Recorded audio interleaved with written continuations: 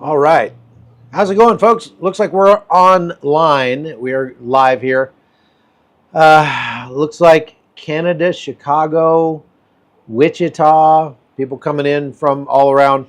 I'm going to go ahead and just launch right into it because I don't have a ton of time here. We are enjoying our first day of our tour here in Armenia. Got sound. Go sound. Okay, good. Glad we got sound. All right. So we're enjoying our first day of our full day of our tour. A lot of the people on the tour came in a couple days early and have been getting to know Yerevan since they got here. But some of them got in at like 6 o'clock this morning, and at 10 o'clock we were off and running. So they did not get a lot of sleep. So they're taking a nap, and while they're taking a nap, I am going to do this quick live because there's been some interesting developments here that you should know about. First of all, a United States Congressman, Representative Henry Cuellar, who's a Democrat from Texas, has been indicted on him and his wife both on charges of accepting bribes and general corruption in relation to some money that they received from businessmen in the country of Azerbaijan. Now, in Azerbaijan, of course, this is sitting here in Yerevan, Armenia. The relationship between Armenia and Azerbaijan is very similar to the relationship between Israel and the Palestinians in Gaza, except for the fact, actually, it's much closer to the relationship between Ukraine and Russia, because Azerbaijan they have about 5 times larger army than Armenia does. And in 2020, that's how I got to know Armenia, was I came here to report on the war that was taking place when Azerbaijan suddenly and brutally attacked Armenian territory in their exclave known as the Nagorno-Karabakh district, or known colloquially here to the Armenians as the Republic of Artsakh. So in September 2020, the Azeris brutally attacked and murdered about 5,000 people in a 44-day war, very short 44-day war. And ever since then have been encroaching further and further on Armenia's territory, calling for, in their own media, for the destruction of Armenia as a country, calling for their demise, saying that Armenia is actually Western Azerbaijan and Azerbaijan should take the rest of this country, which would mean genocide, yet again, for the Armenian people who have already been subject to genocide back in 1915 to 1918, 1921. So they take it seriously when Azerbaijan starts threatening, because they very often follow through on those threats with violence. As it turns out, Representative Cuellar, again, Democrat congressman from Texas, has been cozying up to the Azeris and offering to use his substantial power as an 11-term congressperson to make things easier for Azerbaijan. So what kind of things could he make easier? Thank you, Craig. Appreciate that. What kind of things could he make easier? Well, there's a lot of oil concerns in Texas and oil concerns in Azerbaijan. He apparently has pushed for some concessions to Azerbaijan as Europe is looking for energy since they can't get it from Russia anymore. But the problem is Azerbaijan is not a country that the United States should be friendly toward. Azerbaijan actually was prohibited, if we go back to 1992, Washington prohibited aid to Azerbaijan through the 1992 Freedom Support Act. But in 2001, after the 9/11 attacks, President George W. Bush was looking for friends across the globe. And basically, you remember that speech about if you're not with us, you're against us. Well, Azerbaijan was jumping up and down saying, we're with you, we'll help you fight terrorism. And so under the government of George W. Bush, the section that prohibited aid to Azerbaijan was waived temporarily for 1 year. That temporary waiver has gone on to be continued every year since, from 2002 to 2020. And from 2002 to 2020, the Department of State and the Department of Defense gave about $164 million in security assistance funds to the government of Azerbaijan. It's very likely that much of that went toward military equipment. Some of it may have even been sent to Azerbaijan from Washington, from the United States, and it was then used against Armenia in that really crushing war of 2020, and in the continued aggression that they have visited on Armenia since. So this is kind of a big deal if you're here in Armenia, because Armenians are obviously very worried about the threats that they continue to receive from Azerbaijan. Armenia being a very small Christian country surrounded by Muslim countries. They're surrounded on the east by Azerbaijan, on the west by Turkey, and on the south by Iran. And that's why I like to call Armenia a beautiful house in a bad neighborhood. Because if they had the ability to choose, the world's first Christian country probably would not choose to be situated between a bunch of hostile, extremist Muslim countries. But here they are. And so because of that, it's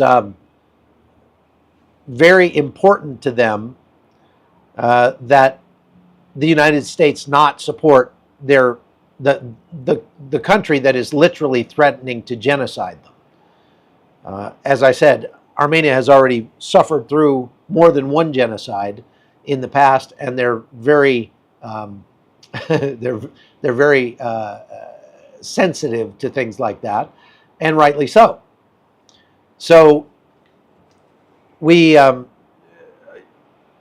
we look into what is happening or what the allegations are against Representative Cuellar, here's what it looks like. The Justice Department Friday released the indictment against that representative and his wife, Imelda, charging the pair with bribery and money laundering relating to their ties with a bank in Mexico and an oil and gas company in Azerbaijan. This is from an NBC News report. They were each released on a $100,000 bond after making their first appearance in federal court in Houston, Texas. This is a big deal. I mean, this guy is a very influential member of Congress, 11 terms in Congress. And the indictment says that since 2014, the Cuellars accepted, allegedly, $600,000 in bribes from those two foreign entities in exchange for the congressman performing like a trained circus monkey for these hostile foreign governments. Azerbaijan is not friends with Iran. They do not like Iran. And of course, we don't like Iran in the United States either. But that does not mean Azerbaijan is our friend. Azerbaijan is a terribly repressive dictatorship. And I'll talk more about that in a minute. But so a U.S. congressperson taking bribes from a extremist Muslim dictatorship in Asia is not a good look, to put it mildly. And so it says, in exchange for the bribes paid by the Azerbaijani oil and gas company, Congressman Cuellar allegedly agreed to use his office to influence U.S. foreign policy in favor of Azerbaijan. Well, that could be put a different way. If he's doing things that are in favor of Azerbaijan, then he's doing things against the country of Armenia. And that's not good for America. That's not good for our system of government. And it's certainly not good for Armenians. Now, here's the crazy thing. There are almost more Armenians in the United States than there are in Armenia. In Glendale, California, for example, there are more than 1 million Armenians living there. And if I was telling during the last presidential election, I was telling a lot of my friends about this. If Donald Trump was smart, he would come out and whole hog support Armenia and just voice support for the people of Armenia, because there are so many of them in the United States that he would immediately have about 2 million more votes. Just like that. The Armenians, even though many of them are liberal, many of them live in California, they vote as a bloc. And if you've got a president or a presidential candidate who is going all in for Armenia and saying, we're going to help Armenia, we're going to support Armenia, we're going to recognize the genocide, we're going to call for Turkey to recognize the genocide. Turkey never has recognized the fact that they killed 1.5 million Armenians back in 1915. So, if we did that, it would give that candidate, whatever candidate that is, it would give them all the Armenian votes. I virtually guarantee it. Thank you, Donna. Very kind of you. So the possibilities here from a political standpoint for the United States are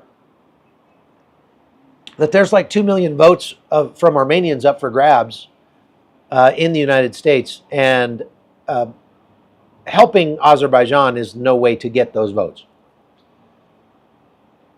If Representative Cuellar turns out to, if it's proven that he was actually helping Azerbaijan or helping to keep American geopolitical strategy or policy from keep it from hurting Azerbaijan. If he had it favoring Azerbaijan over Armenia, that guy would go to prison, especially since he's taking money to do it. But so somebody said, Diane Britson says, hasn't Congress signed to protect Armenia? I'll get to that in a minute, Diane. Good to see you. Diane was here in Armenia with us back in September of 21.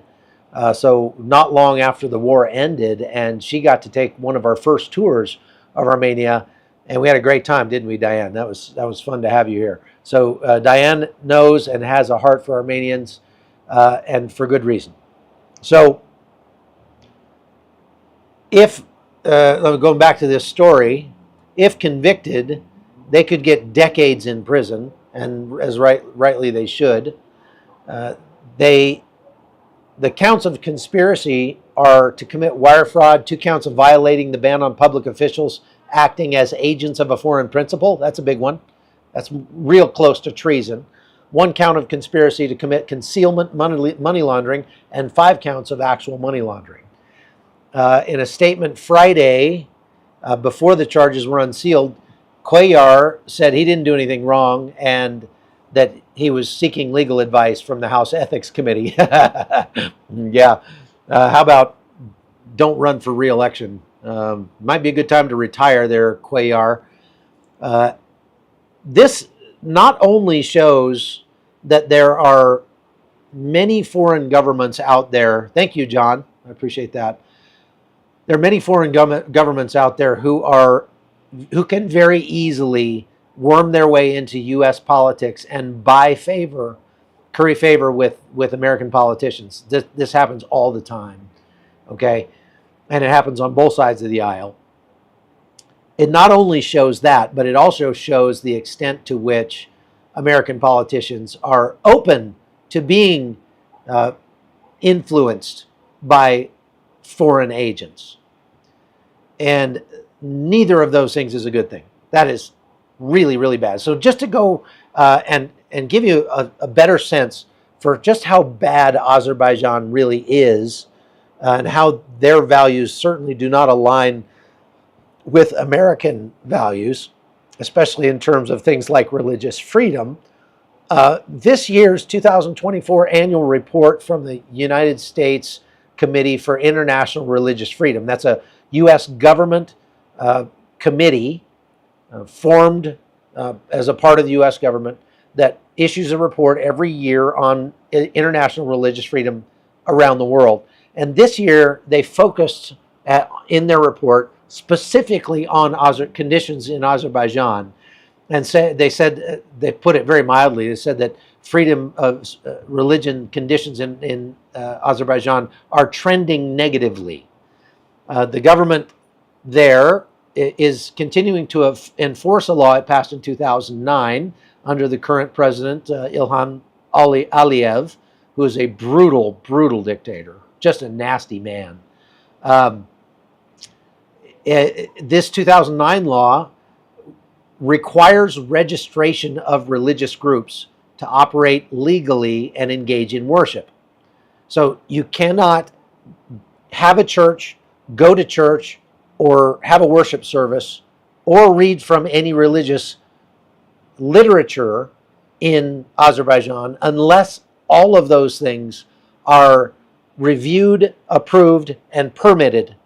So you have to, just like China, you have to have a permit to do that. The difference is they have never, so far, registered any non-Muslim religious entities in Azerbaijan. So get this. Last year, in September 2023, Azerbaijan sent their forces into that Nagorno-Karabakh region, and in a lightning raid over 24 hours, they bombed and machine gunned and everything, the capital there, Stepanakert, and drove out the remaining 120,000 Christian Armenians who were living there. Now, there used to be like 300,000 Christian Armenians living there, but after the war in 2020, about half of them left. Last year, Azerbaijan attacked and drove out all the rest of them. I mean, they literally just cleared the whole region out. It was just massive forced migration. They did that, and there probably were not a dozen Armenians that stayed behind. There just were massive, forced displacement, and all of the towns in Nagorno-Karabakh ended up just completely empty. And so the Azeris moved in. They pushed those 120,000 Christians out into Armenia proper, because the Nagorno-Karabakh is an exclave, right? It's a kind of separated piece. It's like if you have a house and you have a detached garage with a house above the garage, that would be like that detached house would be like an exclave of your main house, right? And that's what you get here. I mean, you've got these Armenians that have been living in an area that they controlled. It was autonomous region, and they called it their own country, a Republic of Artsakh. It's about a 4-hour drive from Armenia proper.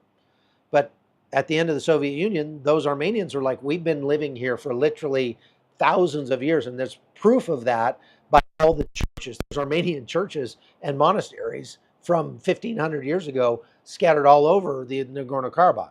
It's kind of hard for Azerbaijan to make the case that that's actually Azeri territory, although they try, because there are all these graveyards with tombstones from 1,000 years ago and churches and monasteries from 1,500, 1,700 years ago. They're all over the region.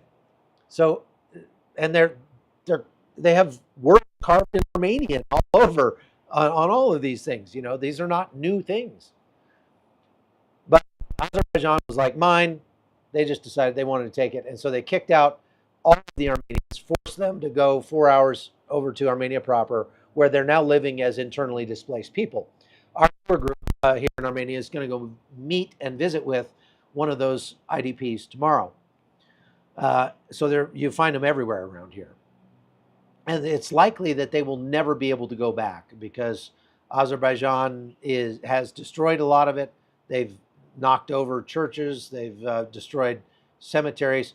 And the Armenians knew they were going to do that. And so they actually were digging up their dead relatives and taking them with them when they got thrown out in September of last year. Because they knew, like, I'm never going to be able to come back and visit my grandfather's grave again, so I'm just going to take my grandfather's grave with me and take it to Armenia. There are wineries that have been, you know, they grow some of the most ancient strains of wine on planet Earth because wine was essentially invented here in Armenia. I know Georgia claims it, but it really, proven by archaeology that wine was invented in Armenia. And some of the oldest strains of wine, wineries are in Artsakh. Of course, the Muslims don't drink, and so they got in there, and the first thing they did was burn them all down and bulldoze them, and they're starting to build on them and things like that. So those bottles of wine, I've got several of them from the area of Artsakh. They'll never be made again, most likely, never. And hopefully someday they'll be able to regain that territory, and then they will make it again. But as it looks like right now, they may never make it again. So that's some essentially priceless bottles of wine now. So Azerbaijan then had the temerity to go on X and say, their spokesperson is just an absolute clown. And he goes on X and it's like, these people don't need to leave. We welcome them with open arms. They can get Azerbaijani passports now and Azerbaijani citizenship. They will be our brothers. We're happy to let them stay here. And like, yeah, but you're going to bulldoze their churches and cemeteries, and you're not going to allow them to, you know, engage in winemaking, which they've been doing since Noah, you know, things like that. Of course, they would all want to stay, right? You know, that just makes tons of sense. So this report from the USCIRF, the United States Committee on International Religious Freedom, says that they have yet again refused to register any non-Muslim religious communities, despite continued efforts by Protestant Christians, Jehovah's Witnesses, and others to obtain official registration. They reported the government registered mosques last year, but no churches. On top of that, authorities there continue to exert pressure related to their religious activities on people that are not Muslim. They surveil them, they fine them, detain them, arrest them, and those considered to have violated Azerbaijan's religious regulations have, you know, been known to disappear. The courts, let's see, they even are very, you know, sort of ham-handed, I guess, with Muslims in Azerbaijan. They have been known to fine and shut down Muslim mosques. They arrest people who worship in ways that they don't approve of. Even Islam, they arrest and beat and torture in several cases. Those people they detain. Officials from the USCIRF have identified 183 people who they classify as peaceful believers, so not terrorists or something, who have been unjustly imprisoned in Azerbaijan due to their religious beliefs or activities.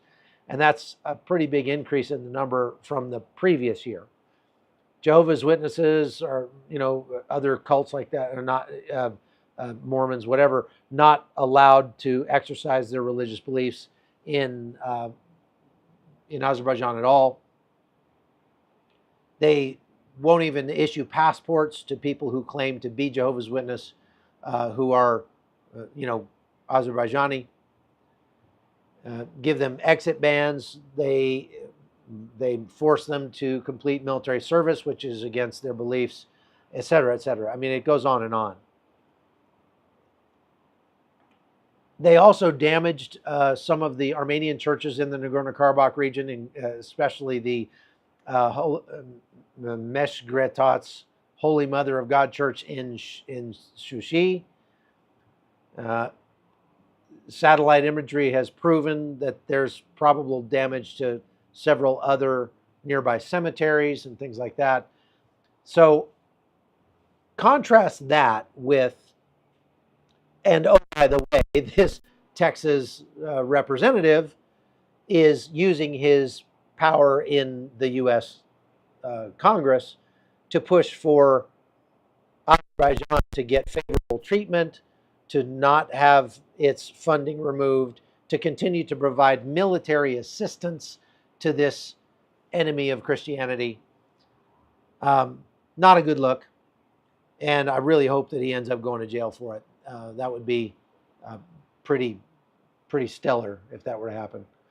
Why are no other news outlets talking about this? Well, CBN is, because I was on CBN yesterday talking about this. But you're right. I mean, I have to give credit where credit's due. NBC News published an article about it on their website, and that's where I've gotten some of this information about Cuellar. But I haven't seen hardly anything about the 2024 annual religious freedom report from the USCIRF. And, this just shows that we should not be giving $164 million to Azerbaijan, especially when they are using it for offensive purposes against the peaceful nation of Armenia. Armenia has not attacked Azerbaijan. Armenia is, again, the world's first Christian nation. If you support Israel, because the Bible says to support Israel, you should, for the same reason, support Armenia, because these are your brothers and sisters in Christ. And they are under great threat at all times from the forces that surround them. When they were attacked in 2020, the war lasted for 44 days, and Armenia lost more than 5,000 people in that war. That's about as many people as the United States lost in 20 years in Afghanistan. So, number one, pray for Armenia. Number two, pray that justice will be served against this Texas Democratic Congressman who may very well have very well have blood on his hands for having supported Azerbaijan for money. And that's a really bad thing, okay? So that's all I've got for today. I'm going to run because we've got dinner coming up here in a few minutes, and I'm going to have to get ready for that. We still have a couple of slots available for our trip to Armenia in June and in September. So if you're finding out about Armenia from us on this tour and you think, wow, I wish I had signed up, there's still time. You still could join us. We've got like 2 slots available on each of those tours. And so it's not super expensive. It's about $2,000, all expenses paid for 10 days in Armenia. All you have to do is get yourself here, and we take care of everything after that. And so you don't even have to worry about it. You don't have to worry about anything. We feed you, we put you up, and we drive you around, and we show you some of the most amazing scenery and historical, biblical history that you'll find anywhere in the world. It's a wonderful place to go, so I highly recommend it. And anyway, so I hope you have a great Saturday morning. And I will probably not be on tomorrow. We're going to be visiting again with some internally displaced people from Artsakh tomorrow, and going to see a 7th century fortress. And hopefully there'll be a really, really nice view of Mount Ararat in the morning. And then we're going to finish up at Echmiadzin, which is like the Vatican for Armenia, for the Armenian Apostolic Church, an ancient cathedrals, Armenian churches. And we're going to have dinner in a place that's like something straight out of the Lord of the Rings. It's really cool. So we're looking forward to that. We will try to be posting stuff on my website over at chuckholton.com. So you can go to chuckholton.com. You can subscribe over there. I hope that you will do that. Also, we're very close to 90,000 subscribers on the YouTube channel, and I would love to get over 90,000. So if you have been subscribed, go check and see if you're still subscribed, because they do unsubscribe people from time to time. I don't know why.